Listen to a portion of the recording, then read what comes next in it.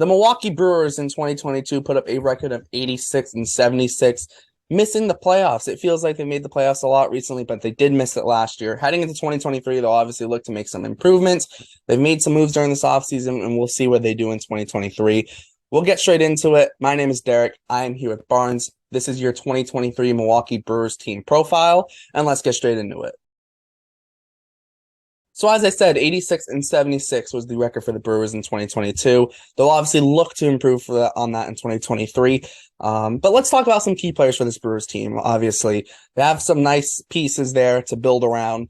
And I'll go to Barnes first. You look at this roster. Who are three key players for the Brewers? And out of those three, which one do you think will have the biggest impact on the team? So right away, my three key players, it was really easy here.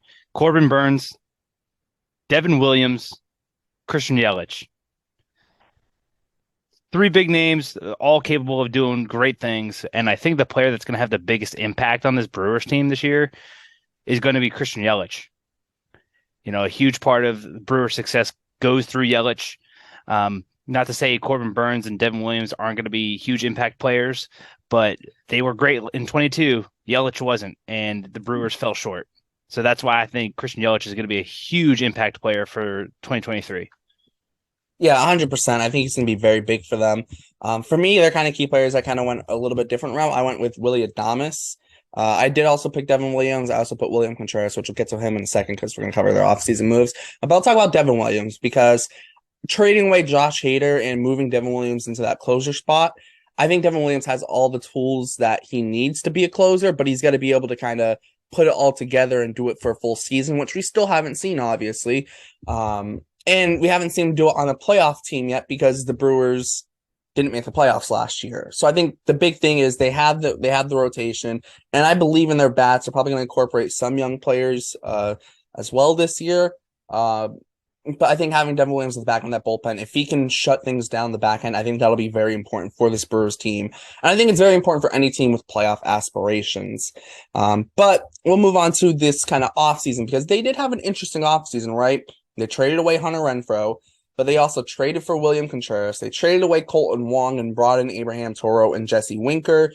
They also signed Brian Anderson somewhat recently. So we kind of look at this team and the moves they made this offseason. What moves would you say is probably the biggest move they made?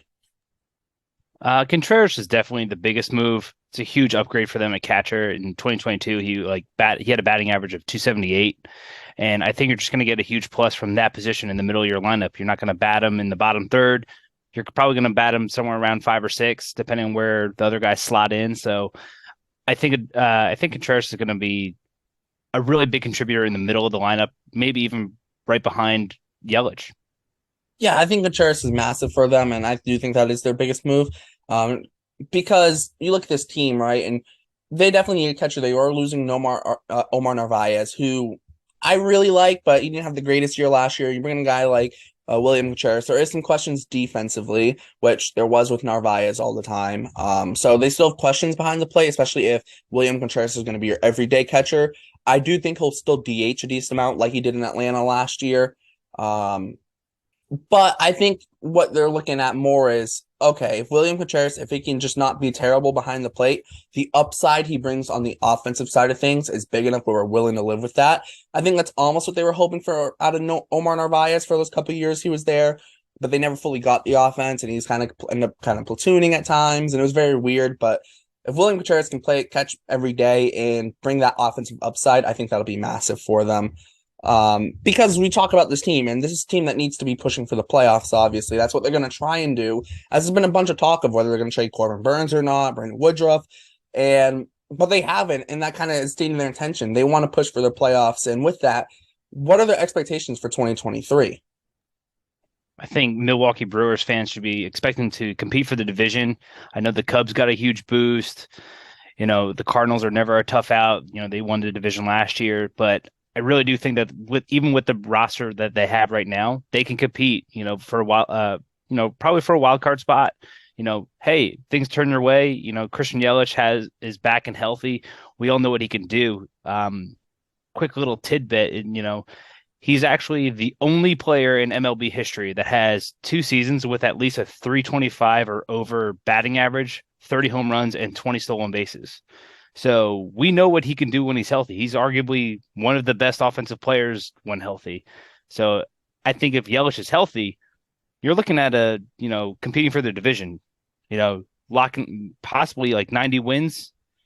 So I'm looking at, I think the Brewers will get right around 86 wins like they had last year, but they're definitely capable of going 90 plus. Yeah, I think they have to be pushing for the playoffs first of all, whether it's a division win or getting in with a wild card. That's kind of what they have to aim for. I think winning the division is probably their best shot. I think actually, because you look at the wild card and you're looking at one of the Dodgers or Padres is going to have to be a wild card team, and two of the Mets, Phillies, and Braves would have to be a wild card team. That's three wild card spots already taken up if it is those three teams. I think the best route for them would have to be to win the division, beat the Cardinals out, and it is possible. Now, one thing I do want to bring up is kind of the youth that they probably are going to incorporate next year, because you look at Luis Urias. Luis Urias has already been there for a couple of years, and he's 25. Garrett Mitchell's 24. He'll probably get a decent amount of playing time. Tyrone Taylor, he's not necessarily young, but I think it'll really be his first season really getting everyday playing time. Bryce Terang, he's 23. Could he play some second base next year? It'll be very interesting to see. And I think that's the Brewers team. They're going to start incorporating, especially those position player spots, incorporating some of their young players, with guys. And you also still have your core of Yelich and Willie Adames. Rowdy Tellez was good last year. You're going to have William Contreras. Jesse Winker comes in, hits righties very, very well. Although he does have his struggles against lefties, so you're probably more looking like a platoon there. Luis Urias was very good last year. So I think it's a team that, with the combined mix of young players with proven veterans, and especially a very good rotation, I think that this rotation gets overlooked. You have Corbin Burns, Brandon Woodruff. You have Freddie Peralta, who was still very solid last year. You have Eric Lauer. That's four guys for your rotation. That's one of the better fours in the league. And when you get to the playoffs, you only need four starters. So if they get to the starters, they could make some noise. I think that's what it's going to be. Yeah, kind of. I think that's really what they have to make the playoffs, and then who knows what happens if they get to the playoffs, right? Absolutely. And, there's actually a name that you didn't mention. And, I wouldn't be surprised if, maybe the Brewers are not having a great season. Maybe they start selling pieces off. And, hey, let's bring in someone else. A name that you forgot, Sal Frelick. Yep. I don't think Boston College. I'm not sure if he'll get a whole lot of gameplay this year. But in 46 games in AAA last year for Nashville, 365. It's nothing to shy away from. He had 4 home runs and 25 RBIs in 46 games. Yeah. So I actually think that he'll wind up being better than Garrett Mitchell. I'm a huge Garrett Mitchell fan. But keep your eye out for Sal Frelick. Yeah, Sal Frelick, also Joey Weimer, also another outfielder. They are very jammed outfield-wise in terms of prospects.